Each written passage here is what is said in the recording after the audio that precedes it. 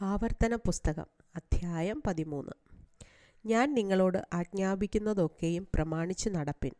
അതിനോട് കൂട്ടരുത്, അതിൽ നിന്ന് കുറയ്ക്കുകയും അരുത്. നിങ്ങളുടെ ഇടയിൽ ഒരു പ്രവാചകനോ സ്വപ്നക്കാരനോ എഴുന്നേറ്റ് നീ അറിഞ്ഞിട്ടില്ലാത്ത അന്യദൈവങ്ങളെ നാം ചെന്ന് സേവിക്ക എന്നു പറഞ്ഞും കൊണ്ട് ഒരു അടയാളമോ അത്ഭുതമോ മുന്നറിയിക്കുകയും അവൻ പറഞ്ഞ അടയാളമോ അത്ഭുതമോ സംഭവിക്കുകയും ചെയ്താൽ ആ പ്രവാചകൻ്റെയോ സ്വപ്നക്കാരൻ്റെയോ വാക്ക് നീ കേട്ടനുസരിക്കരുത്. നിങ്ങളുടെ ദൈവമായ യഹോവയെ പൂർണ്ണ ഹൃദയത്തോടും പൂർണ്ണ മനസ്സോടും കൂടെ നിങ്ങൾ സ്നേഹിക്കുന്നുവോ എന്നറിയേണ്ടതിന് നിങ്ങളുടെ ദൈവമായ യഹോവ നിങ്ങളെ പരീക്ഷിക്കുകയാകുന്നു. നിങ്ങളുടെ ദൈവമായ യഹോവയെ നിങ്ങൾ അനുസരിച്ച് ഭയപ്പെടുകയും അവൻ്റെ കൽപ്പന പ്രമാണിച്ച് അവൻ്റെ വാക്ക് കേൾക്കുകയും അവനെ സേവിച്ച് അവനോട് ചേർന്നിരിക്കുകയും വേണം.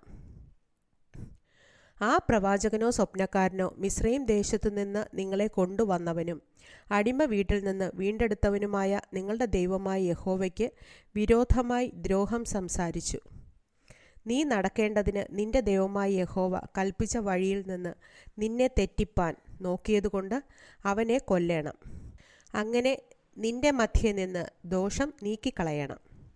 നിങ്ങളുടെ ചുറ്റും ദേശത്തിൻ്റെ ഒരു അറ്റം മുതൽ മറ്റേ അറ്റം വരെ സമീപത്തോ ദൂരത്തോ ഉള്ള ജാതികളുടെ ദേവന്മാരിൽ വച്ച് നീയോ നിന്റെ പിതാക്കന്മാരോ അറിഞ്ഞിട്ടില്ലാത്ത അന്യദൈവങ്ങളെ നാം ചെന്ന് സേവിക്ക എന്ന് നിന്റെ അമ്മയുടെ മകനായ നിന്റെ സഹോദരനോ നിന്റെ മകനോ മകളോ നിന്റെ മാർവിടത്തിലുള്ള ഭാര്യയോ നിന്റെ പ്രാണസ്നേഹിതനോ രഹസ്യമായി പറഞ്ഞു നിന്നെ വശീകരിപ്പാൻ നോക്കിയാൽ അവനോട് യോജിക്കുകയോ അവൻ്റെ വാക്ക് കേൾക്കുകയോ ചെയ്യരുത്.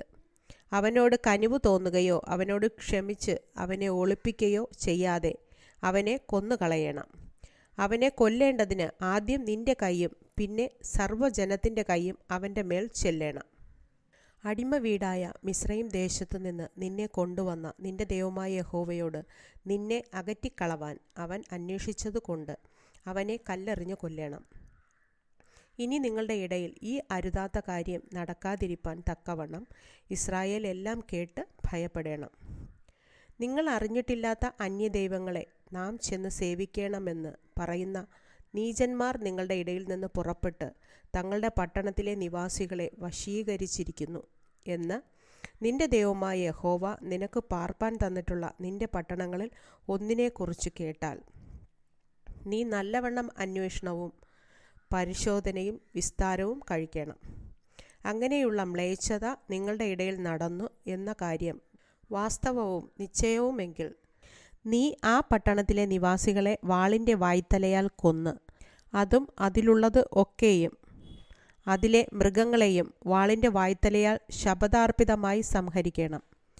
അതിലെ കൊള്ളയൊക്കെയും വീഥിയുടെ നടുവിൽ കൂട്ടി ആ പട്ടണവും അതിലെ കൊള്ളയൊക്കെയും അശേഷം നിന്റെ ദൈവമായ യഹോവയ്ക്കായി തീയിട്ട് ചുട്ടുകളയണം.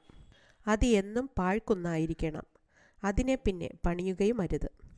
നിന്റെ ദൈവമായ യഹോവയുടെ വാക്ക് കേട്ട് ഞാൻ ഇന്ന് നിന്നോട് ആജ്ഞാപിക്കുന്ന അവൻ്റെ സകല കൽപ്പനകളും പ്രമാണിച്ച് നിന്റെ ദൈവമായ യഹോവയ്ക്ക് ഹിതമായുള്ളത് ചെയ്തിട്ട് യഹോവ തൻ്റെ ഉഗ്രകോപം വിട്ടുതിരിഞ്ഞ് നിന്നോട് കരുണയും കനിവും കാണിക്കേണ്ടതിനും നിന്റെ പിതാക്കന്മാരോട് സത്യം ചെയ്തതുപോലെ നിന്നെ വർദ്ധിപ്പിക്കേണ്ടതിനും ശപഥാർപ്പിതമായ യാതൊന്നും നിന്റെ കയ്യിൽ പറ്റിയിരിക്കരുത്.